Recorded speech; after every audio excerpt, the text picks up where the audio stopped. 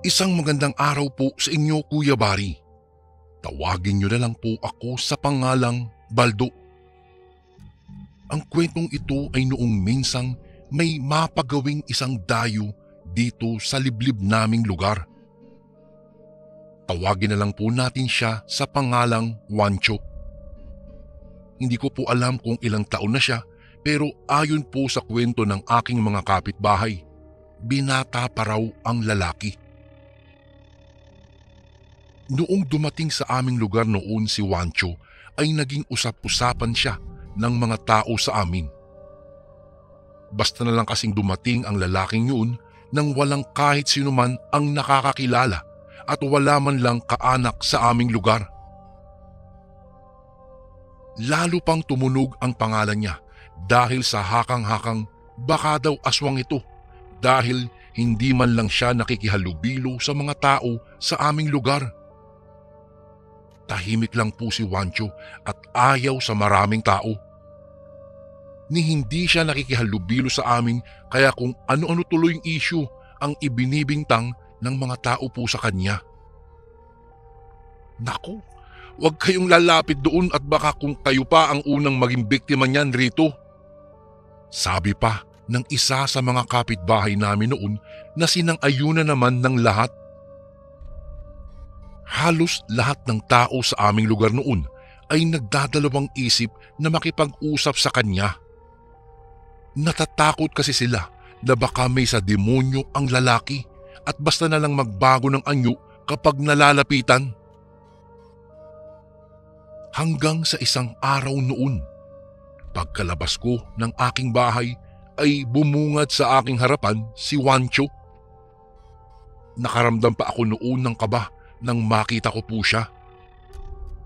Kuya Bari, hindi ko alam kung bakit iba ang binubulong ng aking isipan noon kahit pa alam ko na ang mga bagay na kumakalat tungkol sa kanya. May kailangan ka ba, Wancho? Tanong ko sa kanya. Hindi siya umimik, bagkus ay nakatingin lang siya sa akin. Bigla pa itong napayuko na animoy nahiya sa akin. Nag-alala tuloy ako sa kanyang iniasal. Kahit pa maraming kinikwento ang mga nakakatanda sa kanya, ay wala pa naman siyang ginawang mga bagay na ikapeperwisyo ng iba. Gusto ko sanang humingi ng tubig sa iyo. Kasi naubusan kasi ako ng tubig sa bahay. Wika nito at iniabot sa akin ang daladala niyang pitsil. Hindi naman po ako nagdalawang isip na papasukin siya sa aking bahay upang bigyan siya ng tubig. O sige pre, pasok ka muna. Kukuha lang ako ng tubig sa kusina. Pag-aaya ko naman sa kanya. Pumasok siya sa aking bahay, Kuya Bari, at naupo sa sala. Ako naman ng mga sandaling iyon ay agad na tumungo sa aking kusina upang kumuha nga ng tubig. Para sa akin, hindi makatarungang ipagdamot ang mga bagay na madali lamang ibigay. Nang matapos ko ang pagkuha, ay bumalik agad ako sa sala kung saan nakaupo itong si Wancho. Naabutan ko namang siyang pinagmamasdan ang kabuuan ng bahay ko. Wancho, ito na oh. Meron ka pa bang ibang kahilingan? Tanong ko pa rito. Napailing naman siya bilang tugon sa akin kung kaya iniabot ko na sa kanya ang tubig na hinihingi niya. Salamat dito, Baldo. Pagpapasalamat nito sa akin. Napangiti lang ako sa kanya. Nang mga oras na iyon, tila nag-iba ang tingin ko kay Wancho. Naisip kong hindi naman pala siya tulad ng sinasabi ng mga kapitbahay namin. Mahirap talaga iyong nauuna ang paghuhusga kaysa sa pagkilala. At dahil po doon, nakipagkwentuhan na lang muna ako sa kanya. Hindi naman ako nabigo dahil nais din niya makipagkwentuhan pala sa akin. Masaya naman palang kausap itong si Wancho pero may pagkamahiyain lang. Bukod pa doon, may malungkot siyang tinatagong suliranin kaya hindi siya gaanong nakikipag-usap sa iba.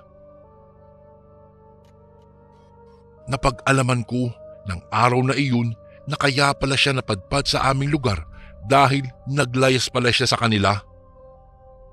Hindi niya sinabi ang dahilan kung kaya hindi na ako nagtanong pa, Kuya Bari. Ako kasi yung taong hindi naman mapag-usisa.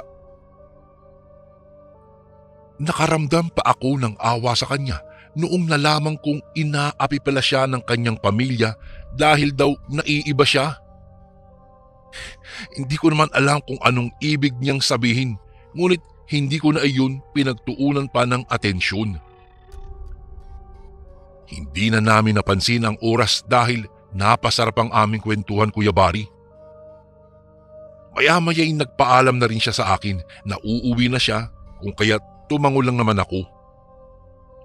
O sige, balik ka rito sa bahay ko ha, Wancho, kapag may oras ka. Nakangiting sabi ko na tinanguhan naman niya. Simula nga noon, Kuya Bari, malimit nang pumunta sa aking bahay itong si Wancho. Ayos lang naman sa akin iyon dahil naging magkaibigan kaming dalawa at napatunayan kong hindi siya masamang tao. Marami po kaming napag-usapan tungkol sa mga naging karanasan namin noong bata pa lang kami. Naikwento din namin ang tungkol sa mga babaeng una naming minahal at naging kasintahan. Humantong tuloy kami sa malulutong na tawanan kapag nababanggit ang mga kalokohan namin noong bata pa lang kami. Pare, teka muna, maiba ako no? Huwag ka sana magagalit oh. May itatalong lang ako sa'yo. Pero alam mo ba ang sabi-sabi ng mga tao rito? Na aswang ka? Tanong ko sa kanya. Napatawa naman siya ng mahina dahil sa sinabi ko. Ganun ba? Kung aswang ako, di sana biniktima na kita. Natatawang sabi nito. Napatawa na lang din ako dahil doon. Ito na nga ba ang sinasabi ko? Ang totoo niyan, Baldo. Kaya ako lumayas talaga sa amin dahil hindi ako tanggap ng aking pamilya. Dahil kakaiba ako sa kanila. Iba ang paniniwala ko kaysa sa kanila. Seryosong sabi nito sa akin. Hindi ko na napigilan ang mapatanong sa kanya kung ano ang ibig niyang sabihin. Sa totoo lang pamilya kasi kami ng mangkukulam at mambabarang. Itim na mahika ang nakasanayan ng aking kamag-anak at marami na rin silang nagawang masama sa kapwa. Hindi ko gusto ang mga bagay na iyon kaya ako umalis doon upang hindi na madamay sa buhay na mayroon sila. Mahabang kwento nito sa akin. Napabuntong hininga pa nga siya at muling nagwika.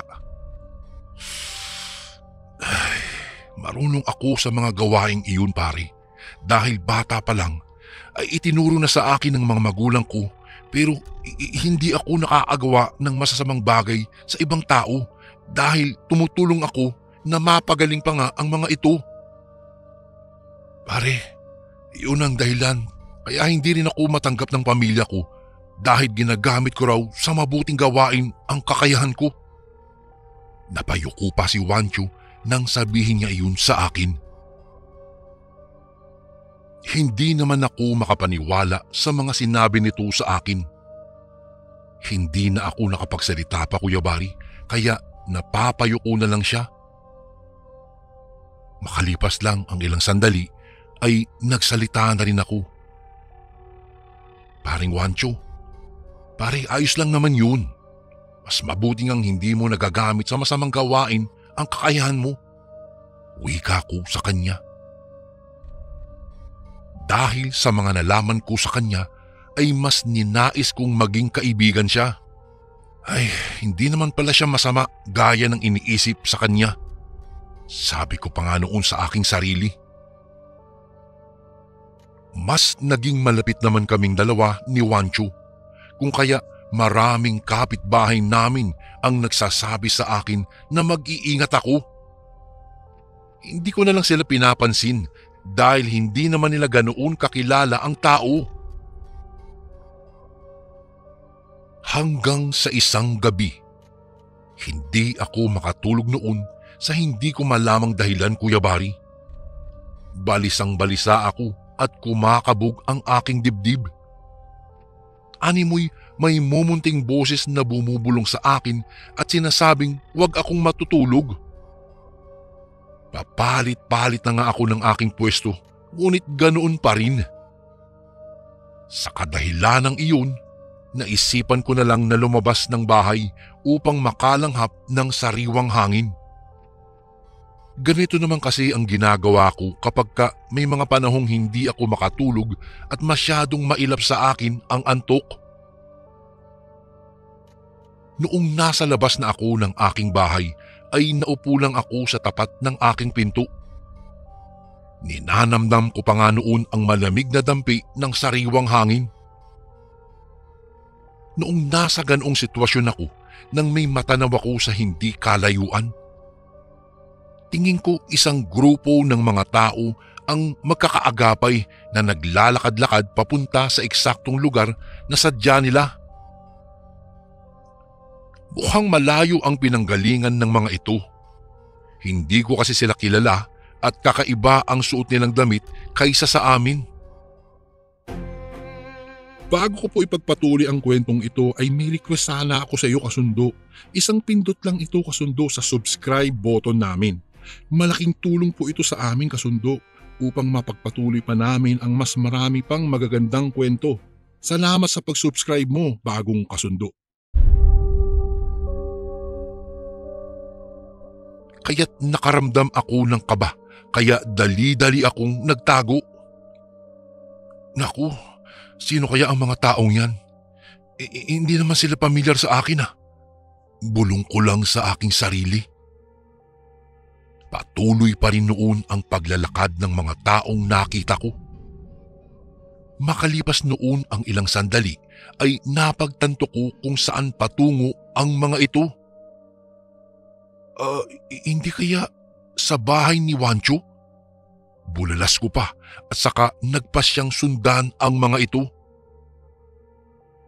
Noong hindi ko na sila gaanong matanaw ay nagsimula na rin akong maglakad upang sundan sila. Dahan-dahan pa nga akong naglakad noon dahil baka marinig nila ako at makitang sinusundan sila. Hindi nga ako nagkamali, Kuya Bari, at sa bahay nga sila ni Wancho pupunta. Noong huminto sila sa tapat ng bahay ni Wancho ay naghanap naman ako ng pwestong mapagtataguan. Sinigurado kong hindi nila ako makikita. Nakatayo sila roon, ngunit makalipas ang ilang sandali ay nagulat na lang ako sa aking nakita. Ay, iyan kaya ang tinutukoy ni Wancho na mga pamilya niya? Tanong ko sa aking sarili habang pinagmamasdan ang mga nangyayari sa aking harapan. Nag-uusap ang dalawang matatanda na sa hula ko ay siyang mga magulang ng kaibigan kong si Wancho. Tila ba tinatansya nila kung tamang bahay ba ang napuntahan nila? Pinalibutan ng mga tao ang bahay at naghawak-hawak sila ng kanilang mga kamay. Nagsabay-sabay pa sila sa pag-usal ng kung anong mga orasyon na hindi ko naman talaga alam kung ano ang ibig sabihin nun.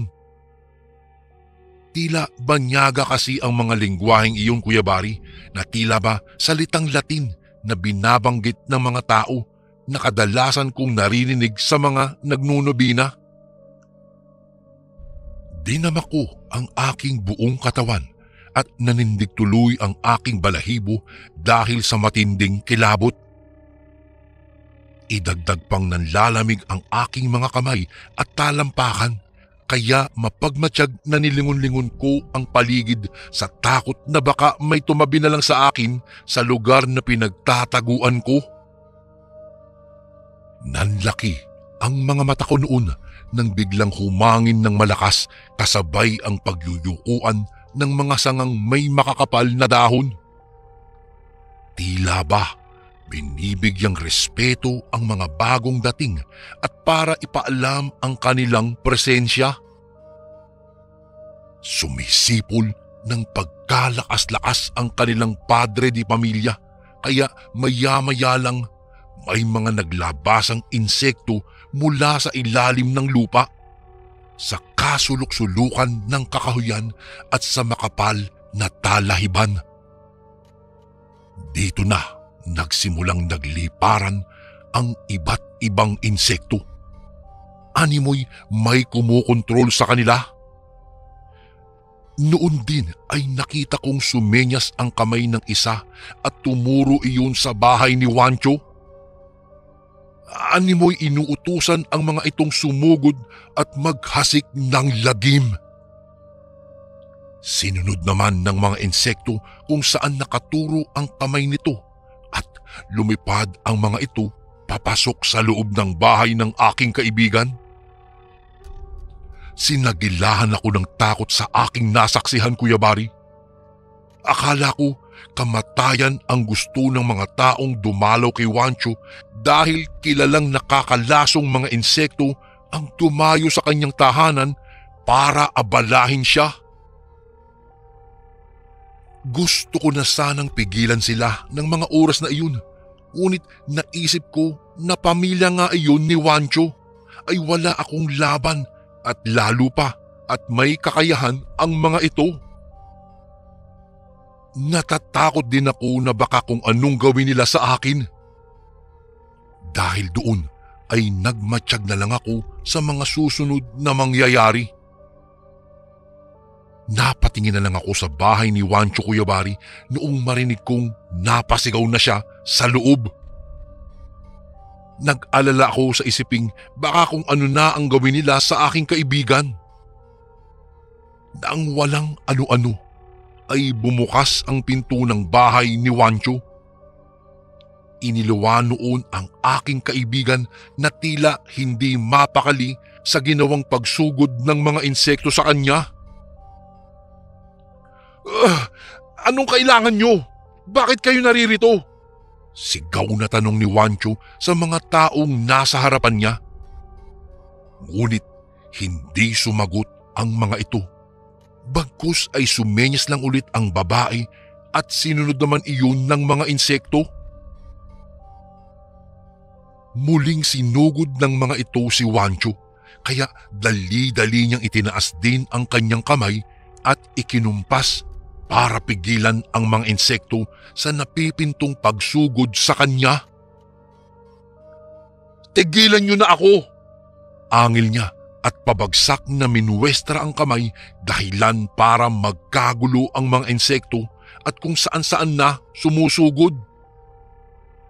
Nag-angila naman ang kanyang buong pamilya na kanya-kanya naman sa paggamit ng kanilang kakayahan.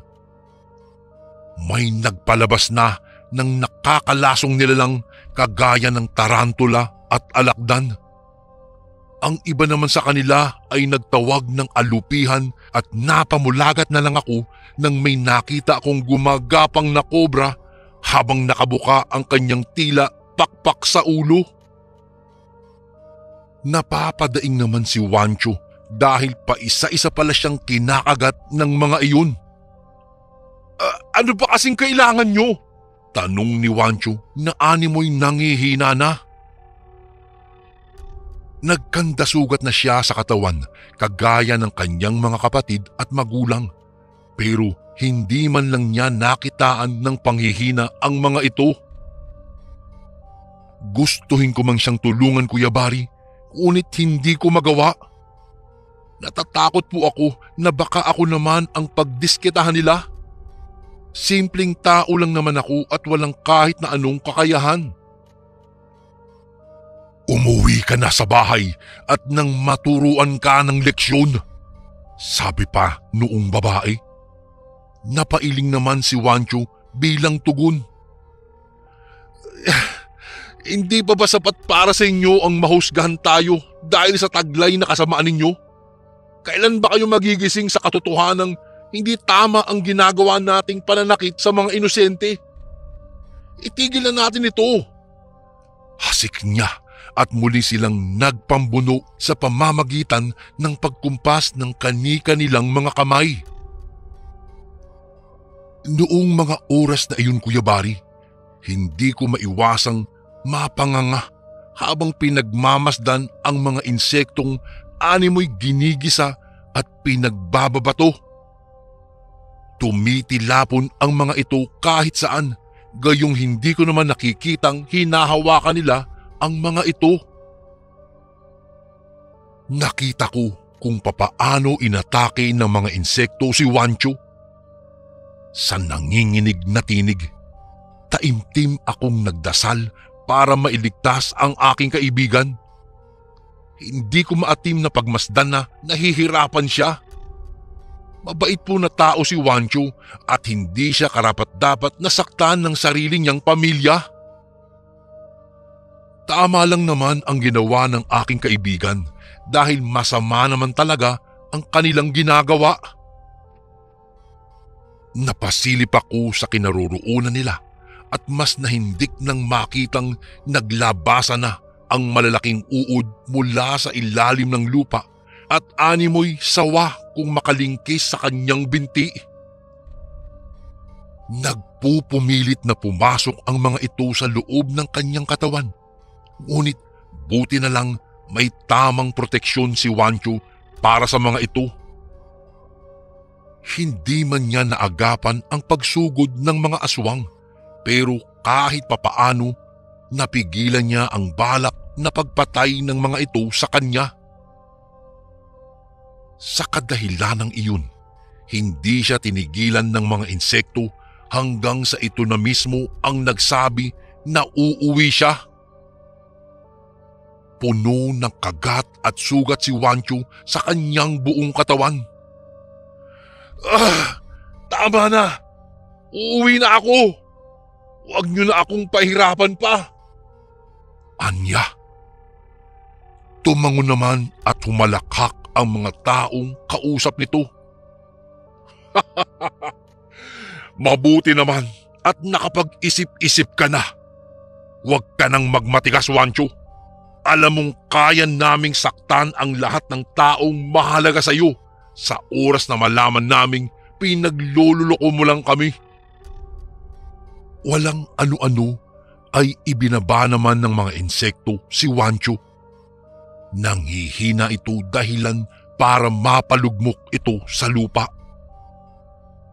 Lumapit naman ang mga insekto sa mga taong kausap ni Wancho at inilipad sila nito papalayo. Hindi man ako makapaniwala sa aking nasaksihan noon ay dali-dali akong napalapit sa aking kaibigan nang mawala na ang mga taong kausap nito. Paring Wancho! Bulalas ko at tinulungan siyang makatayo. Nagulat pa nga siya nang makita ko, ngunit wala na siyang nagawa pa kung hindi ang hayaan akong tulungan siya. Tinulungan ko siyang pumasok sa loob ng kanyang bahay at pinaupo sa kaniyang upuan. Uuwi na ako sa amin, pare. Ayaw din naman nila akong tigilan eh. Uwi ka nito sa akin. Wala na akong nagawa, Kuya Bari, kung hindi ang napatango na lamang ako sa kanya at sinabing mas mainam na nga iyon. Awang-awa ako habang tinitignan ko si paring Wancho. Nakayuko lang ito at tila hinang-hina. Nang gabing iyon na pala ang huling pag-uusap namin ni Wancho. Kinaumagahan kasi noon, wala na siya sa kanilang bahay nang pumunta po ako, Kuya Bari. Hindi ko na alam kung ano ang nangyari sa kaibigan kong iyon. Kahit ilang dekada na ang nakalilipas, ay ipinagdarasal kong nasa maayos pa rin siyang kalagayan at ginagamit ang kanyang kakayahan sa kabutihan. Magpasa hanggang ngayon ay hindi pa rin po ako makapaniwala sa aking napanood o sa aking nasaksihan. Para talaga ako nanonood ng sine nung mga oras na iyon. Isang eksenang nakakakilabot panoorin at ayoko nang maulit pa at masaksihan muli iyon. Dito ko na po tatapusin ang aking kwento, Kuya Bari. Maraming salamat po kung sakaling mabasa niyo rin po ito sa inyong channel. Lubos na gumagalang, Baldo.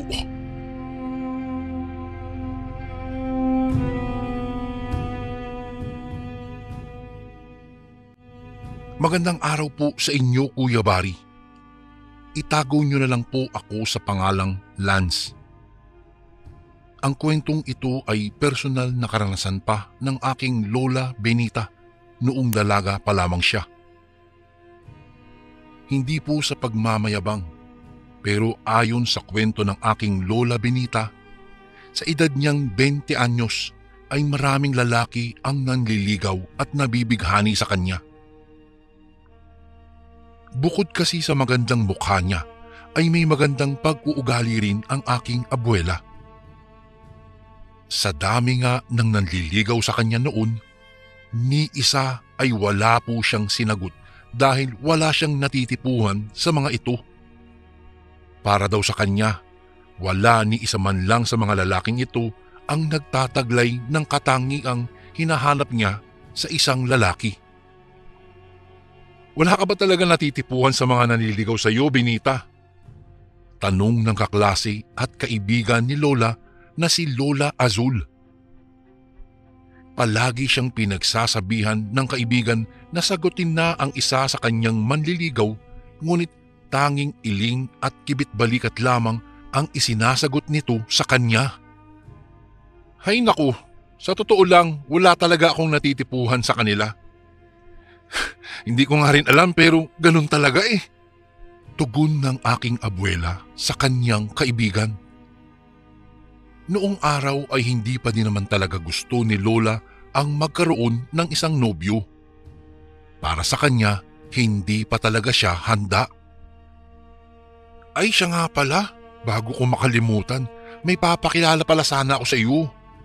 Dati ko siyang kaklase noong elementarya ako at gusto ka rin kasi niyang makilala. Anang ni Lola Azul kay Lola Benita. Tiningnan naman ng aking abuela ang kanyang kaibigan dahil sa sinabi nito. Ang mga ganitong galawan ni Lola Azul ay kabisado na ni Lola Benita kaya hindi na siya nito maluloko. Sinubukan niyang umangal pero umiling lang ang kanyang kaibigan. Ikaw naman, minsan lang ako magreto sa iyo. Baka sakaling magustuhan mo siya.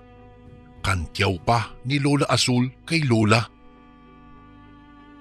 Wala nang nagawa ang aking abuela kung hindi ang pumayag sa kagustuhan ng kaibigan niya.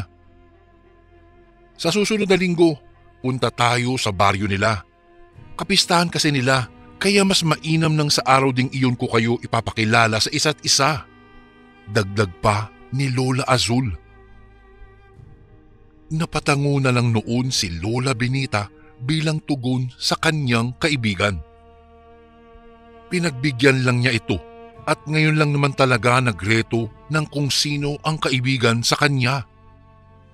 Wala namang masama doon dahil makikipagkita lang naman sila at makikipagkaibigan. Hindi naman sila kagaya ng ibang kababaihan na isang beses pa lang nakilala ang taong nakatagpo ay sumasama na kaagad at nagbibigay lang ng masamang impresyon sa ibang tao. At lumipas nga noon ang mga araw. At noong dumating noon ang linggo ay pinuntahan ni Lola Azul sa kanilang bahay itong aking Lola Benita. Naabutan niya itong naghahanap ng presentableng damit na maisusuot. Hinintay nitong matapos sa pag-aayos ng kanyang sarili si Lola. Noong makapagbihis na ang aking abuela at maayos na ang lahat sa kanya, ay ipinagpaalam ni Lola Azul si Lola sa kanyang ina. Tiya, isasama ko lang po si Benita na dumalo sa isang piyestahan lang po sa kabilang baryo. Inimbita po kasi kami ng kaibigan ko at dati kong kaklase na makikipista sa kanila. Pagpapaalam ni Lola Azul. Gusto bang tumanggi noon ng nanay ni Lola Benita ay hindi na nito nagawa pa. Nakita niya kasing bihis na bihis ang aking abuela at naghihintay na lang ng kanyang pagpayag para makalarga na sila. Bago makalabas ng pinto, saglit niyang tinawag ang magkaibigan. Teka, saang baryo ba kayo makikipista? Tanong ng ina ni Lola Benita. Wala naman kasing kapistahan sa mga karatig baryo natin. Dagdag pa nito. Nagkatinginan sina Lola Azul at Lola Benita saka nagkasundong sabihin ang eksaktong lugar. Hindi nagtago si Lola Azul kung saan sila eksaktong tutungo. Para din naman ito sa ikabubuti nilang dalawa. Ay naku, sige siya. Mag-iingat kayo roon ha. May kalayuan ang baryong iyon kaya huwag kayong magpapagabi. Anang ng nanay ni Lola Benita. Tanging pagtango lamang ang sagot nilang dalawa at saka nagpaalam na aalis na. Kaagad na naghanap ng kanilang masasakyan patungo sa baryong iyon sina Lolo Benita. Naghintay pa sila ng higit 20 minuto bago sila nakasakay. Nang magsimula ang kanilang pagbiyahe ay biglang nakaramdam ng kaba si Lola Benita. Iyong tipong hindi siya mapakali at nakakaramdam ng matinding pagkabalisa. Kinailangan pa niya tuloy na maghanap ng maiinom na tubig kaya huminto ang kanilang sasakyang tricycle sa isang bukas pang tindahan. Hindi niya alam kung kinakabahan lang ba siya dahil makikilala na niya ang kaibigan ni Lola Azul o may iba pang dahilan bukod doon. Simulat sa pulkasi, ngayon lang siya nakaramdam ng mga bagay na ayaw niyang manatili sa kanyang kaibuturan. Benita, ayos ka lang ba? Tanong naman ni Lola Azul sa aking abuela nang mapansin itong tila may iniisip ng malalim. Kasi kinakabahan kasi ako. Tugon naman noon ni Lola. Kinantyawan naman siya ng kanyang kaibigan na baka kinakabahan lang ito dahil may ipapakilala si Lola Azul sa kanya. At ayun nga, napatawa na lang sila dahil doon. Hindi na pinagtuunan pa ng pansin ni Lola Benita ang kanyang nararamdaman ng mga sandaling iyon, Kuya Bari. May kalayuan din ang tahanang kailangan nilang puntahan. Sa tansya po ng aking abuela, mahigit 2 oras silang bumiyahe patungo sa baryo ng kaibigan ni Lola Azul. Nang makarating kasi sila sa bungad ay sinabi sa kanila ng sinasakyan nilang driver na hindi na sila nito maihahatid pa sa loob, kaya naman wala silang nagawa kung hindi ang maglakad na lamang. Hindi rin naman nila alam kung bakit, pero hindi na lang nila iyon inisip pa. Narating din naman kasi nila ang bahay ng kaibigan ni Lola Azul. Nakatirik ang nasabing tahanan sa gitna ng malawak na bukirin kung saan napapalibutan ito ng mga halamang namumunga ng gulay. Pumasok kayo sa bahay namin, sabi ni Sanji na kaibigan ni Lola Azul nang makita sila nito. Ipinakilala na rin ni Lola Azul si Lola Benita sa kaibigan nito. Inanyayahan naman sila nito na kumain na muna. Hindi naman nagdalawang isip sina Lola dahil nakaramdam na rin naman sila ng gutom. Habang kumakain sila noon, kinakausap ni Sanji si Lola Benita. Ayun na nga Kuya Bari, mabilis naman nagkagaanan ng loob sina Lola at Zanji. Panay pangaraw ang tawanan nilang tatlo habang pinagkwekwentuhan ang mga bagay-bagay na maiisipan nila. Noong matapos sila kumain noon ay napagpasyahan nilang mamasyal. Subalit nang makalabas sila sa pinto ay may dumating na mga bisita sina Zanji. Nagpaalam naman siya kina Lola na aasikasuhin niya muna iyon. Bago pa tuluyang iwan ni Zanji sina Lola Benita noon ay nagpaalam din silang dalawa sa kanilang planong pamamasyal. Mamamasyal lang muna kaming dalawa ni Benita. Pagpapaalam naman noon ni Lola Azul sa kanyang kaibigan. Hindi naman nila inaasahan ang magiging reaksyon ni Zanji. Bigla kasing sumeryoso ang mukha nito kaya nakaramdam bigla ng pagkabahala si Lola Benita. May problema ba, Zanji? Tanong ni Lola Benita sa lalaki. Hindi naman kaagad ito tumugon at nakitaan ni Lola ng pag-aalinlangan ang mukha nito. Magsasalita na sana ang aking abuela ngunit bigla namang nagsalita si Zanji. Kung kayong dalawa lang ang mamamasyal, huwag kayong basta-basta hihinto sa kahit saang madidilim na bahagi. At kung pwede, huwag din kayong makikipag-usap sa mga estranghero.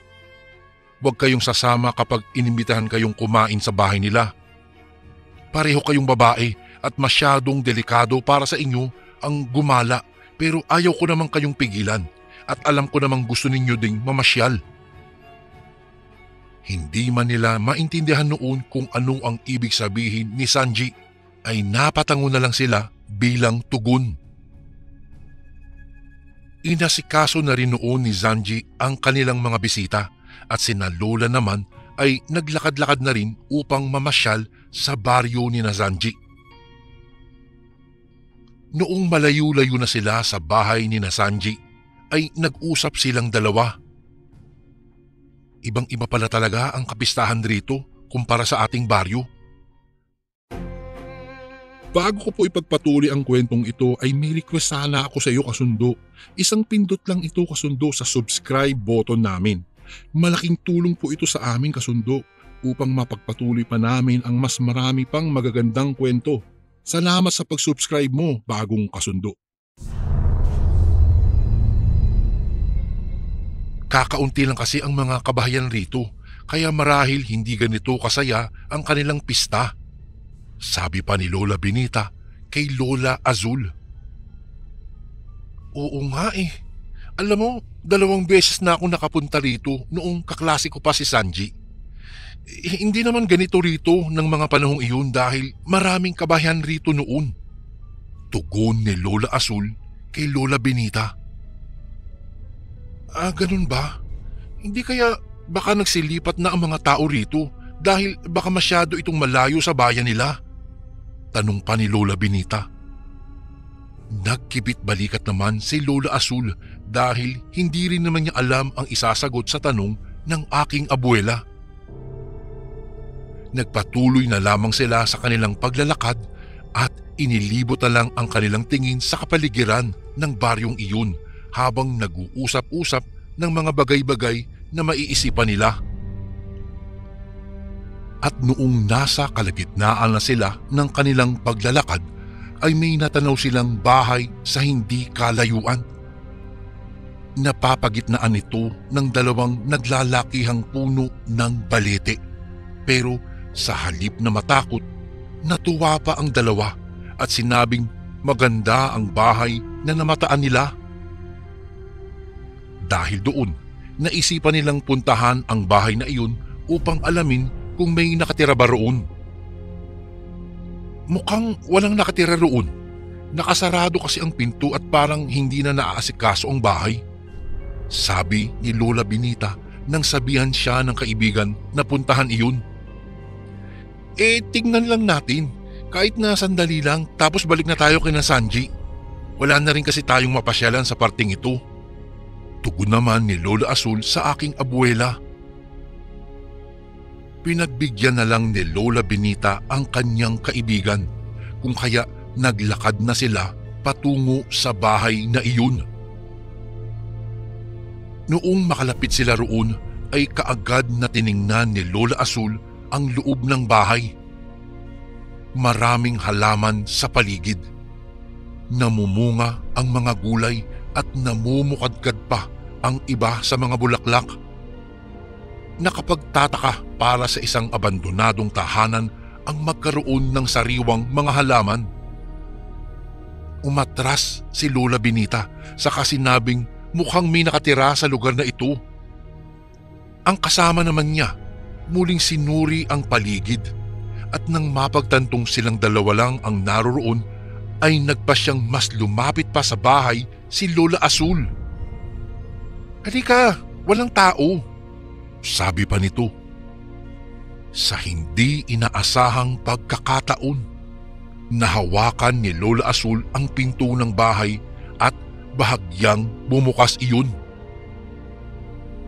Nagkatinginan pa nga silang dalawa dahil doon. Inakala kasi nilang sarado iyon dahil walang tao, kaya laking gulat nila nang biglang bumukas ang pintuan. Hindi inaasahan ni Lola Benita na papasok sa bahay na iyon si Lola Azul.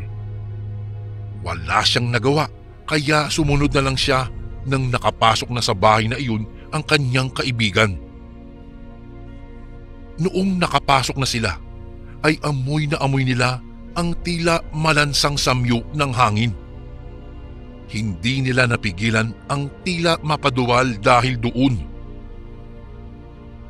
Nakakadiring amoy ang nalalanghap nila na kahit takpan man nila ang kanilang hininga ay sadyang nanunuot sa kanilang ilong. "Ay, ano ba naman yan? Grabe, ang baho naman dito," tili ni Lola Azul. "Shh! Ano ka ba? Gusto mo bang mahuli tayo? Napakaingay mo, alam mo ba?" Mahinang salita ni Lola Benita, saka sila nagpatuloy sa paglalakad. Inilibot din nila ang tingin sa kabuuan ng bahay at napasigaw silang dalawa nang may makita silang mga buto roon. May mga damit na kasamang inaagnas ng may-ari nito at sangkaterbang langaw na animoy pinagpipistahan ang kung anumang laman na nakakalat sa sahig na iyon. Napatingin din sila sa sahig at may nakita silang bakas ng dugo roon. Pumasok kaagad sa isip noon ni Lola Benita na marahil ang butong nakita nila ay buto ng mga tao at hindi sa hayop. "Naku, umalis na tayo rito!" sigaw ni Lola sa kanyang kaibigan at mabilis silang lumabas ng bahay na iyon. Saktong papalabas sila ng bahay nang may mamataan silang mga taong tila papalapit sa kanilang kinaroroonan. Naisip ni na Lola Azul at Lola Benita na kung tatakbo sila palabas ay siguradong makikita sila ng mga tao at pagbibintangang mga magnanakaw. Walang ingay na nagkumahog sila sa pagtago at naghanap ng paraan para hindi sila mapansin ng mga may-ari ng bahay. Pareho silang nagkubli sa ilalim ng mesa sa kusina at nagkanya-kanyang pagtakip ng kanilang mga bibig. Kinabahan silang dalawa. Pinakaiiwasan nila ang sumigaw sa takot na baka mahuli sila ng mga tao. "Anong gagawin natin, Benita? Papasok na sila," ani ni Lola Azul. "Huwag kang mag-alala, Azul. Hanggat hindi nila napapansing may ibang tao sa loob ng bahay maliban sa kanila, wala silang gagawin. Manatili lang tayong tahimik at maghintay. Maghintay tayo ng tamang tiyempo para makaalis dito," wika ni Lola Benita. Naramdaman nila ang mabibigat na yabag papunta sa kusina, kaya mas lalong umakyat ang nadarama nilang kilabot papunta sa kanilang mga batok. Wala silang ibang ginawa kung hindi ang pagmasdan at matyagan ang dalawang taong mukhang magiging abala din sa gabing iyon. Napaiktad sila nang makitang may inilapag na walang malay na tao sa sahig ang mga bagong dating. Kinuha pa nga ng mga ito ang sangkalan at malapad na kutsilyo, saka pinagtulungang katayin ang kawawang tao sa harapan nila. Gulat, takot at pagkabigla ang nadarama ng magkaibigan ng mga oras na iyon, Kuya Bari. Hindi nila akalaing may makikita silang nakakahindik na bagay na alam nilang napakahirap ng kalimutan. Tila nakatatak na sa kanilang isipan ang nakakagimbal na pangyayaring iyon. Gusto man nilang magsisihan, ay pareho naman silang may ginawang hakbang kung bakit sila nasa loob ng bahay na iyon. Saksi pa sila kung papaano takam na nilantakan ng dalawa ang kawawang katawan ng kinatay nilang biktima at pinag-agawan pa ang laman loob, partikular na ang puso. Nakita rin nilang lumabas ang dalawang tao, ngunit kaagad ding pumasok sa loob ng bahay. Tila may sinilip lang dahil kumalampag ang kanilang bubong na tila ba binato. Maya-maya pa, bumukas ang pinto sa likurang bahagi ng bahay, kaya labis na kinabahan ang magkaibigan. Halos hindi sila humihinga nang may maramdamang kung sino na naglalakad sa bandang likuran nila. Impit na napaiyak si Lola Benita nang makitang kilala pala nila ang lalaking gustong kumalabit sa kanila. "Sanji!" Bulalas nila nang mapagtantong ang lalaki pala iyon. "Umalis na tayo rito bago nila malamang nakialam na naman ako sa ginawa nila," sabi nito, kaya dali-dali nilang nilisan ang lugar na iyon. Nagkataong sa huling paglabas ni Azul ay nakalampag nito ang nakakalat na lata, kaya lumikha ito ng ingay. "Takbo!" sigaw ni Sanji nang mapansin nilang nagkakagulong patakbo papunta sa kanilang kinaroroonan ang dalawang tao. Kung kaya't hindi na sila nag-aksaya pa ng panahon at kumaripas na sila ng takbo. Mabilis silang tumakbo, kaya narating nila kaagad ang bahay ni Sanji. "Baka nakita kayo ng mga taong iyon, kaya mas mabuti pang umuwi na kayo," sabi ni Sanji sa kanila. Dahil nagtataka sila, sinabi na ni Sanji sa kanila ang tungkol sa mga taong iyon. "Mga aswang ang mga taong iyon, kaya kung nakita man kayo nila, ay baka kung ano pa ang mangyari sa inyo rito," wika nito sa magkaibigan. Tinatandaan daw ng mga aswang ang mukha ng bawat taong pumapasok sa kanilang lungga, kaya kapag nakilala nila ang mga ito, susundan nila ang mga tao hanggang sa tahanan ng mga ito. Noon din ay napag-alaman ni Lola na kaya pala nagsialisan ang mga tao sa lugar na iyon dahil marami ng aswang ang tila nagpugad doon. Wala nang nagawa ang magkaibigan. Umuwi na lang sina Lola dahil sa takot na may mangyaring masama pa sa kanila. Nagpasalamat na lang sila kay Sanji at saka nagpaalam na rito.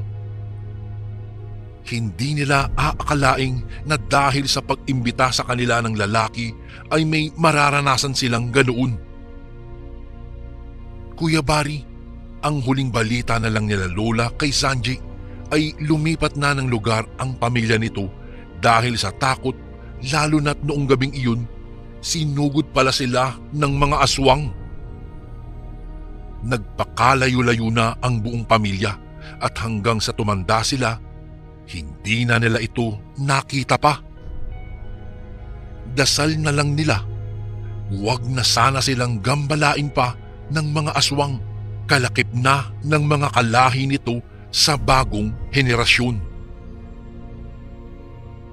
Dahil sa pangyayaring iyon, nagkaroon lalo ng trauma ang aking Lola Benita, Kuya Bari. Tumanda ang lola kong ito nang hindi na nakapag-asawa. Nagkaroon siya ng takot dahil sa pangyayaring iyon. Maging ang kaibigan niyang si Lola Azul ay hindi na rin nakapag-asawa. Ewan ko po, siguro ay dahil na rin sa pangyayaring hindi nila malilimutan. Kuya Bari, ang pangyayaring ito ay naging aral talaga sa dalawang magkaibigan. At magmula noon ay mas lalong naging mailap sa lalaki ang aking abuela. Tumanda na lamang siya ng mag-isa, ngunit hindi naman niya ito pinagsisisihan. Bago po yumao ang aking Lola Benita ay naikwento pa niya sa akin ito ng buong buo. Talagang ramdam na ramdam ko ang bawat eksena dahil habang ikinikwento niya ito ay nanginginig pa rin siya sa takot. Isang pangyayari sa buhay ni Lola Benita ang hindi na niya nalimutan at dinala na niya sa kanyang pagyao sa mundong ito. Dito ko na po tatapusin ang kwentong ito, Kuya Bari, at sana po ay magustuhan ninyo at sana po ay maitampok niyo po ito sa inyong channel. Hanggang dito na lang po, and God bless po sa lahat ng nakikinig ngayon. Ako po ang nag-iisang apo ni Lola Benita na lubos na gumagalang, Lance.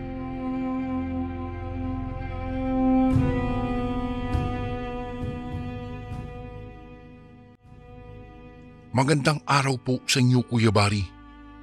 Tawagin niyo na lang po ako sa pangalang Tim. Ako po ay 31 anyos.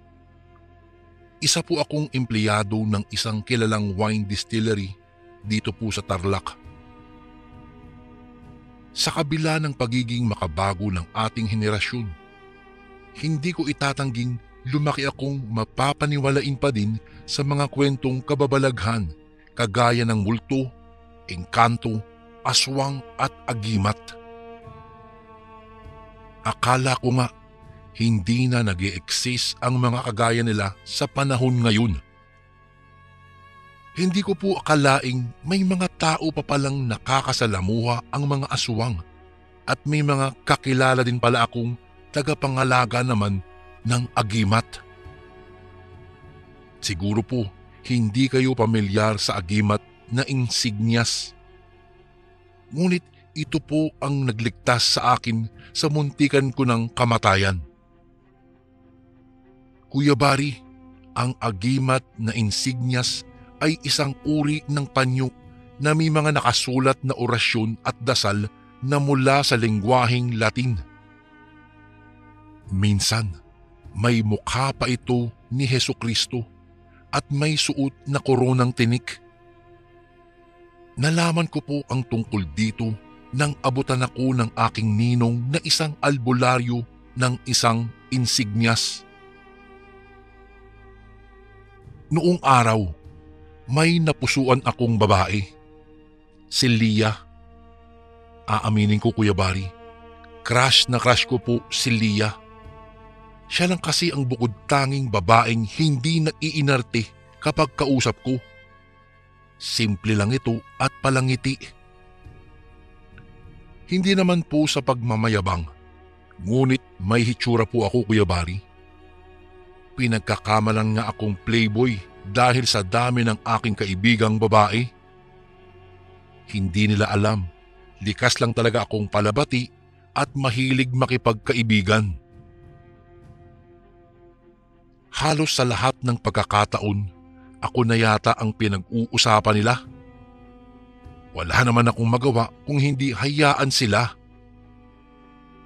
Kahit kasi itinutukso ako ng aking mga kasamahang lalaki sa ibang babae, kay Lia pa rin talaga humahantong ang aking paningin. Talagang maganda po si Lia. Sa katunayan niyan, hindi ko maiwasang magselos kapag nakikita kong halos pilahan siya ng mga kalalakihan sa aming lugar.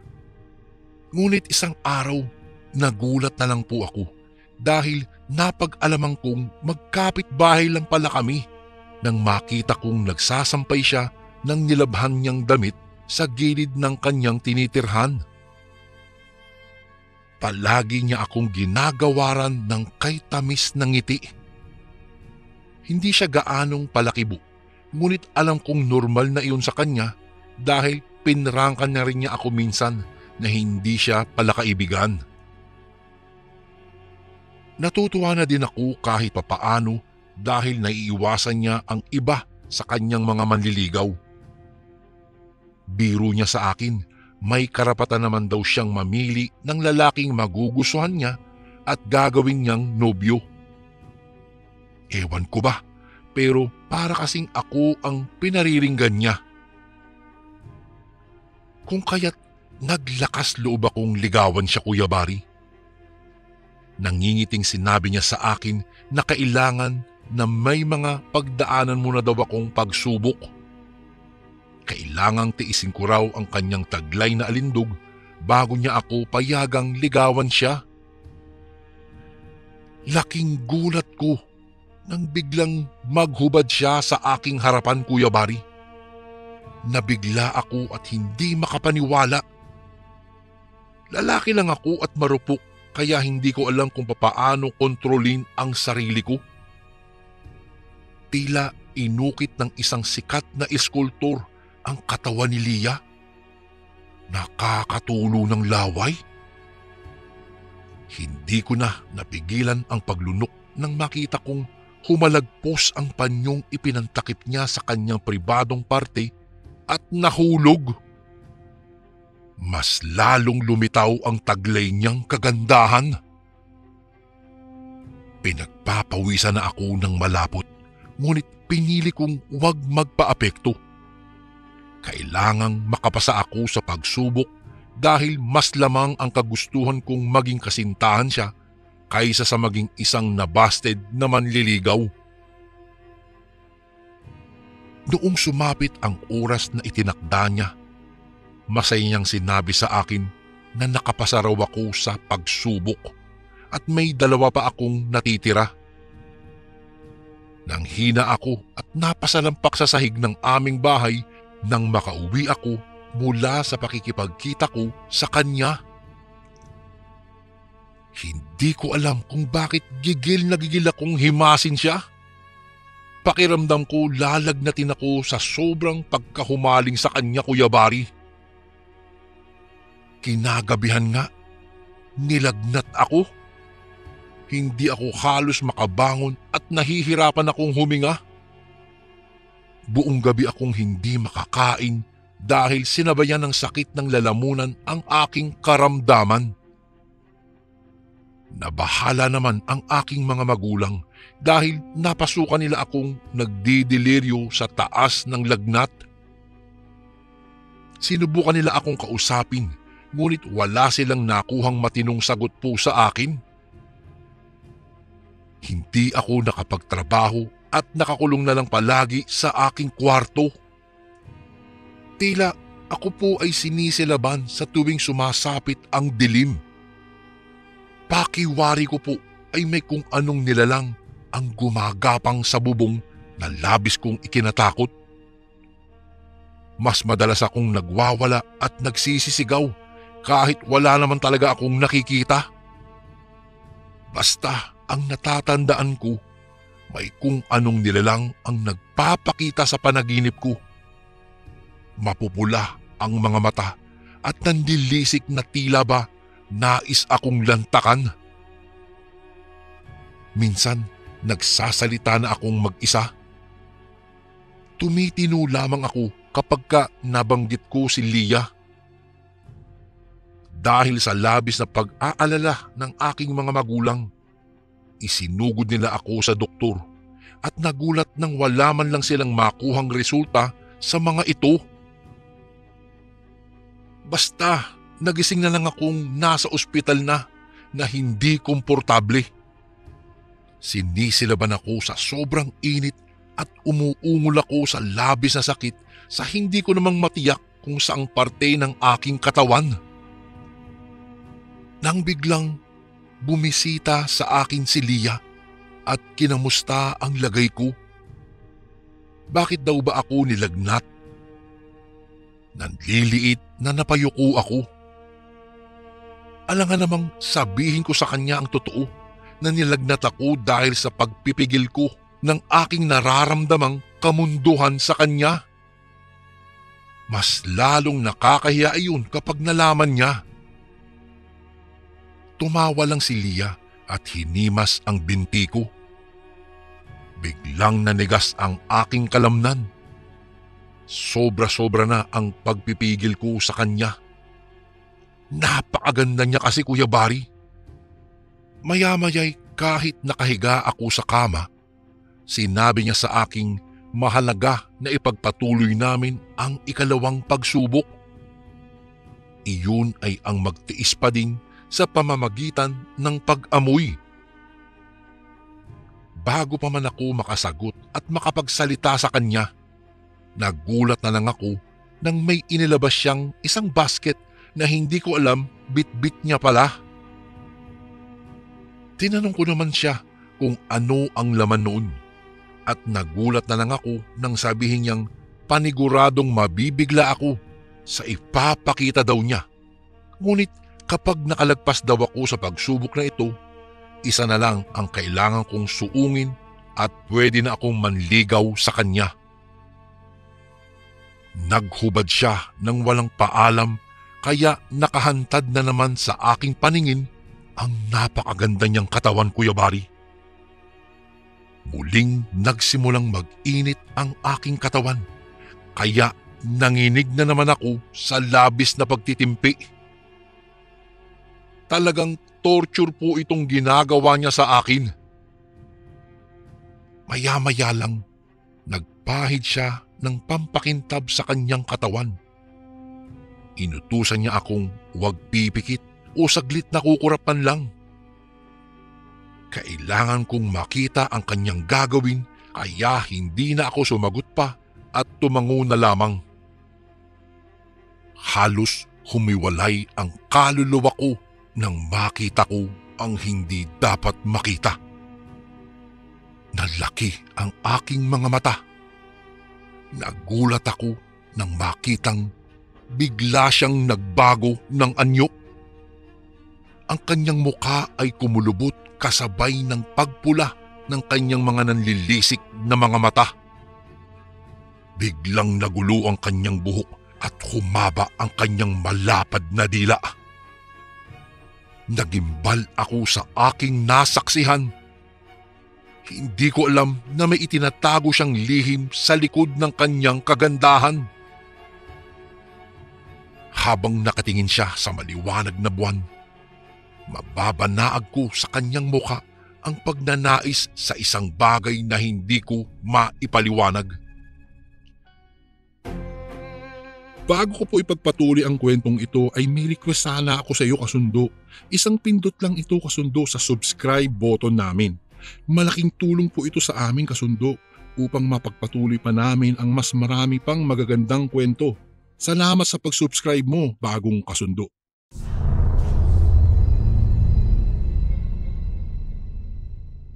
Sinubukan ko siyang tanungin kung bakit itinatago niya ang lahat sa akin tapos ngayon ay ipinapakita niya. Anya, may mga bagay na sadyang ililihim na lang para sa kapakanan ng iba. Mahirap mamuhay ng hindi normal. Kailangan ng iba yung tibay ng dibdib. Inamin sa akin ni Lia na hindi siya isang normal na tao. Siya raw ay may lahing aswang. Nagbabago ang anyo sa gabi. Kumakain ng tao at mga lamang loob. Hayok sa sariwang dugo. Pumapatay ng tao. Kinuwento pa niya kung ilang tao na ang biniktima niya at nilantakan. Gulong-gulo ang isipan ko nung mga oras na iyon, Kuya Bari, at hindi talaga ako makapaniwala sa aking mga narinig. Anya, kailangan ng sagradong mga bagay para masupil sila. Kung may agwa bendita daw akong hawak, ay ito lang ang makakapanakit sa kanila. Crucifix at rosaryo. Hindi daw totoo ang kagaya sa mga naikukwentong kapag may bawang ay nanghihina sila. Gulat na gulat ako sa aking mga nalaman. Sabi pa niya, maraming aswang ang naglipa na sa aming lugar. Delikado at puro mapanganib. Nanginginig na ako ng mga oras na iyon.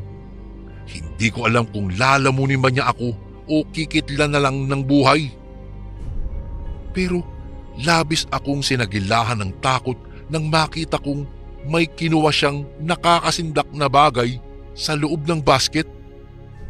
Isang mamasa-masapang lamang loob na napagtanto kong puso ito ng tao.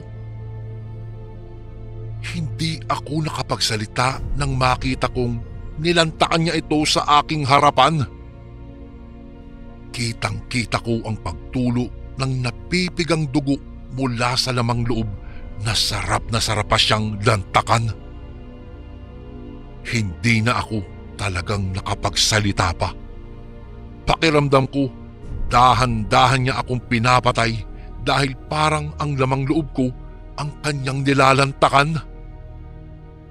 Amoy na amoy ko ang malansang amoy mula sa kinakain niyang puso.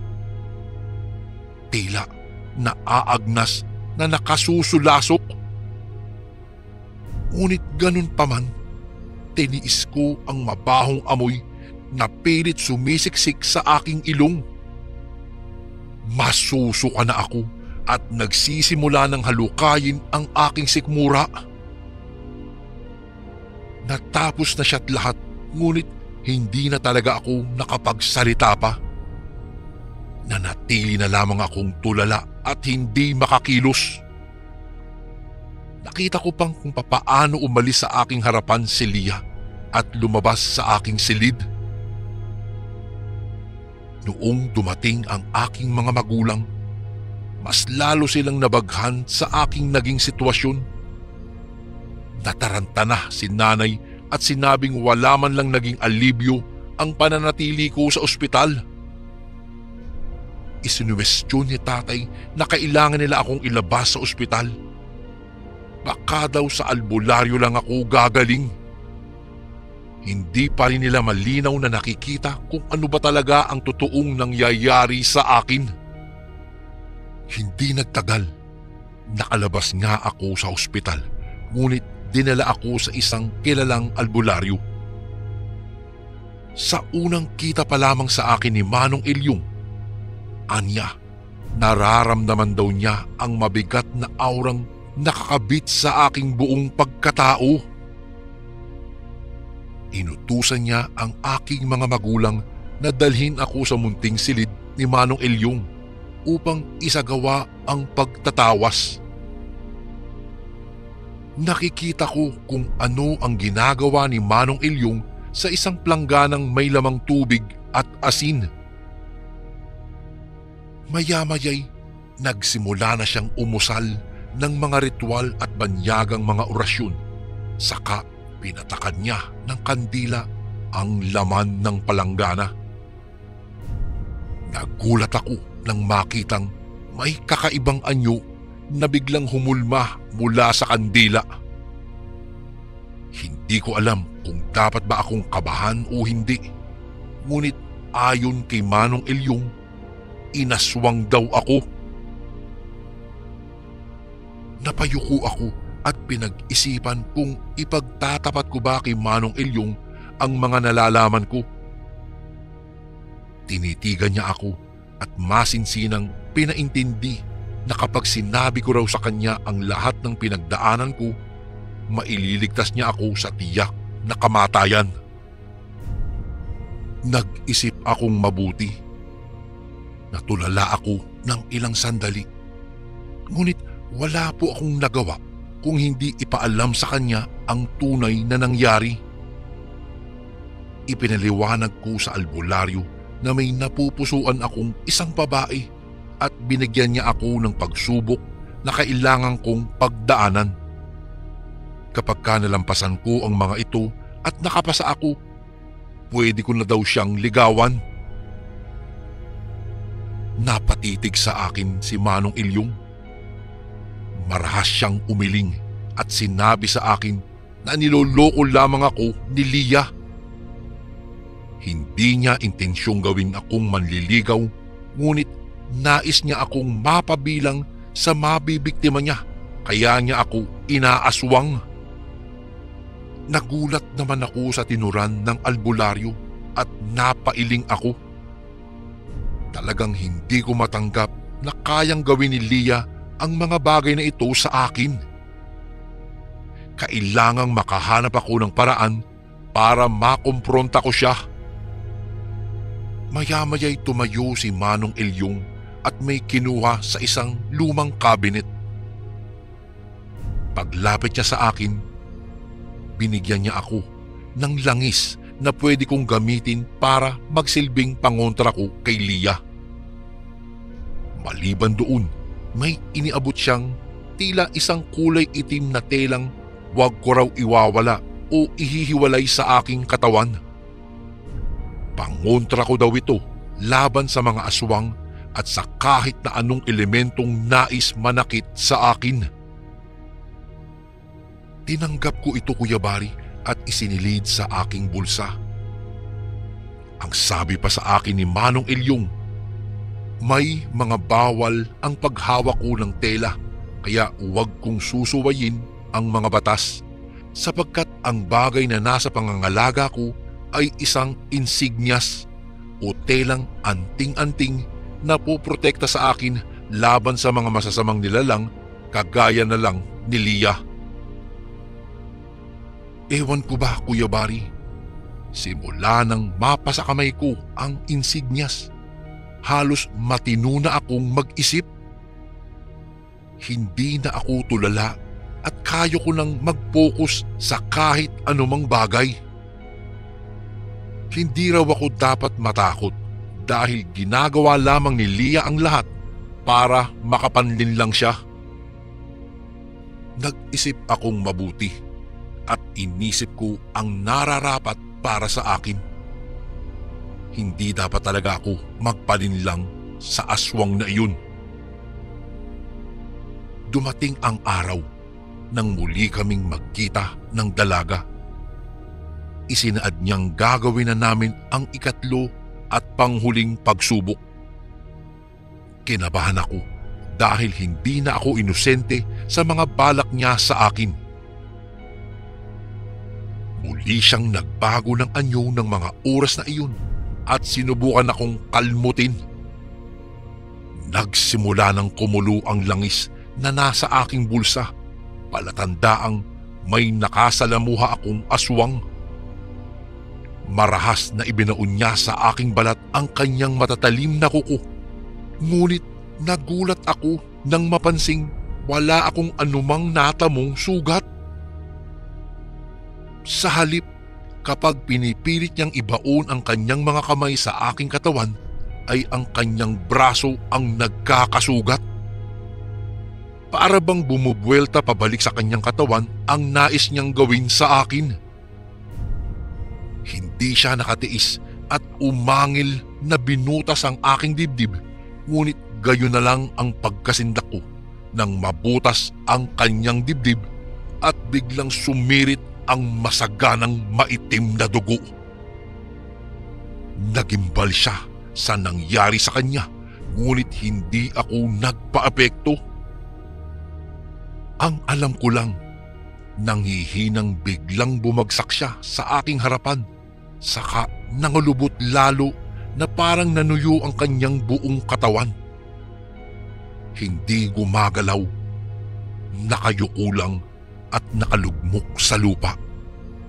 Tanda na wala na itong buhay. Buong akala ko mabibiktima na ako ng aswang na ito.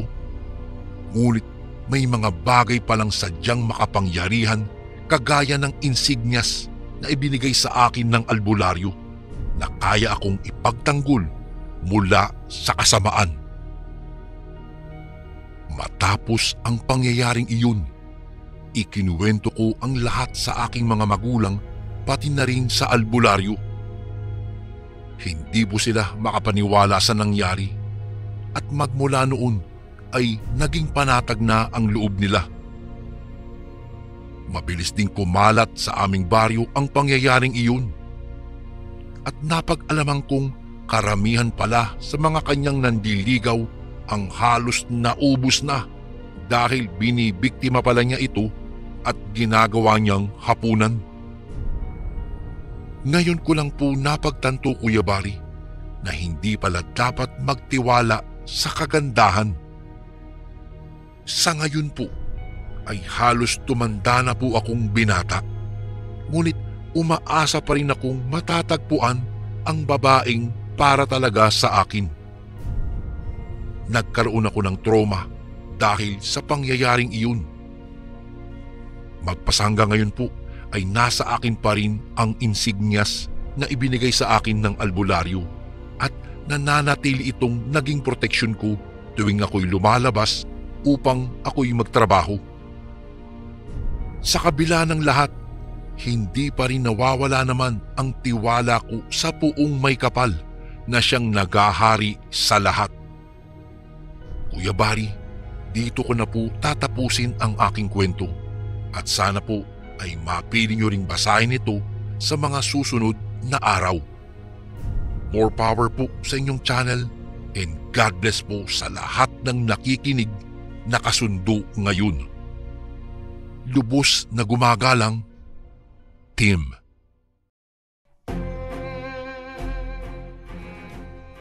And again, maraming salamat po mga kasundo. Don't forget to subscribe and i-click nyo lang po yung bell na button para updated po kayo sa mga upcoming videos namin na paparating. Maraming salamat po ulit. God bless and ingat po lagi dyan. Ito po si Kuya Bari at ako ang sundo.